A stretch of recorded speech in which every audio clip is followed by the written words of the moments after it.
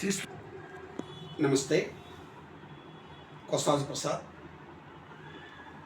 YouTube channel చూస్తున్న ప్రతి తల్లి తండ్రి, స్కూళ్ళు టీచర్లు అందరికీ హృదయపూర్వక నమస్కారం.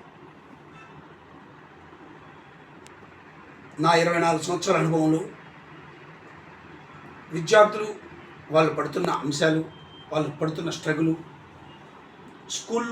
స్కూల్లో రకాలు, వాళ్ళు చేస్తున్న వ్యాపార విధానాలు, ప్రభుత్వం విధానాలు, అనేక అంశాలపై నాకున్న ఆలోచన విధానాన్ని తల్లిదండ్రులతో షేర్ చేసుకోవడమే కాకుండా, తల్లిదండ్రులకి తమ పిల్లల కోసం మీరు పడుతున్న శ్రమకు మా వంతు ప్రయత్నంగా మేము చేసే ఈ ప్రయత్నానికి చేయూతనిస్తారని, సబ్స్క్రైబ్ చేసుకుని లైక్ కొట్టి 10 మందికి షేర్ చేస్తారని ఆశిస్తున్నాను. నమస్తే. ఈరోజు ఇప్పుడు చెప్తున్న టాపిక్ పిల్లలపై పెరుగుతున్న ఒత్తిడి, ఉపయోగం లేని చదువులు. పిల్లలపై పెరుగుతున్న ఒత్తిడి,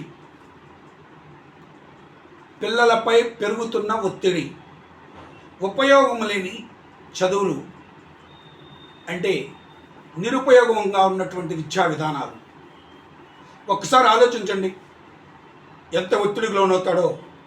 మీకు తెలియకుండానే తల్లిదండ్రులు పిల్లల్ని ఎంత ఒత్తిడికి గురి చేస్తున్నారో మీకు మచ్చుకు కొన్ని విషయాలు చెప్తున్నాను. మా అబ్బాయికి ఒక్కడేనండి, వాడే నా ప్రయాణం, వాడే నా జీవితం అంటారు. అది విద్యార్థికి ఎంత ఒత్తిడో తెలుసా అండి? అంటే మీరు లక్షలాది రూపాయలు డబ్బు ఖర్చు పెడుతుంటే, అమ్మో తల్లిదండ్రులు నా మీద నా హోప్స్ పెట్టుకున్నారు, నేను చదవలేకపోతున్నాను, నేను దాన్ని రీచ్ కాలేకపోతున్నాను అని ఒక విపరీతమైన ఒత్తిడిలో ఉంటున్నాడు ఒక విద్యార్థి. అది మనిషికి ఎంత స్ట్రగులో మీకు తెలుసా? మీకు తెలియకుండానే మీ పిల్లల్ని ఒత్తిడికి లోన్ చేస్తున్నారు. నాకు ఒక్కడే కొడుకు, ఒక్కడే కూతురు, నాకు నా కొడుకే సర్వస్వం, నా కూతురే ప్రాణం అనే ఈ పదాలు విద్యార్థులకు తీవ్రమైన మనోవేదనకి గురి చేస్తాయి.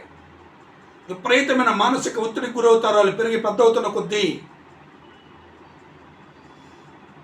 వాళ్ళు ఒక చిన్న మాట అన్నా, అవమానానికి గురైనా మీరు తట్టుకోలేకుండా పిల్లలను పెంచుతుంటే సున్నితంగా, క్లాసు పెరిగి పెద్ద అయిన తర్వాత, ఇటీవల కాలంలో ఒక సిఏ చదువుతున్న విద్యార్థిని, ఎలా ఇక్కడ దాకా వచ్చావురా బాబు, మా కర్మ కొద్దీ నీకు 7th క్లాస్ స్టాండర్డ్ లేదు అన్నాడు.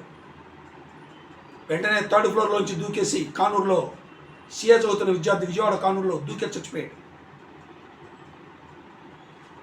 అంటే ఉత్తత్త చదువులు, ఉత్తత్త సర్టిఫికేట్లతో పిల్లలు ఆలోచన రహితంగా పెంచుకుంటూ, బోధించుకుంటూ, నేర్పించుకుంటూ, తమను తాము ఎలాంటి నిర్ణయాలు తీసుకునే స్వేచ్ఛ స్వతంత్రాలు లేని బానిసలాగా నీకేమీ అర్థం కాదు అంటూ తల్లిదండ్రులు పిల్లల్ని 20 ఏళ్ళు 18 ఏళ్ళ వయసు వచ్చినా కూడా రోడ్డు దాటిస్తూ, అంటే రోడ్డు దాటం కూడా తెలియని స్టేజ్లో పిల్లలను చేయి చెత్తుపుచ్చి నడిపించడం అనేది మనం బాగా పెంచుతున్నాం అనుకుంటున్నామేమో, కానీ వాళ్ళని చేతకాని చవటల్లా దద్దమ్మల్లాగా పెంచుతున్నారని గుర్తుంచుకోండి. ప్రతి పిల్లడు అద్భుతం. వాడు అల్లరి చేస్తుంటే అది తెలివితేటలు అనుకోకండి. అల్లరి చేయడం పిల్లల సహజ లక్షణం. అల్లరి చేయకపోతే లోపం. మా పిల్లడు కుదురుగా కూర్చోవటం లేదు, చదవడం లేదు. 2వ తరగతి పిల్లడికి 1వ తరగతి పిల్లడికి ఏం నేర్చుకోవాలండి? ఆ దిక్కుమాలిన స్కూళ్ళు మీ పిల్లడు చదువులే వెనకబడ్డాడని 1వ తరగతిలో చెప్పి పంపించడం ఏంటమ్మా? చదువు ఎవరు నేర్పాలి?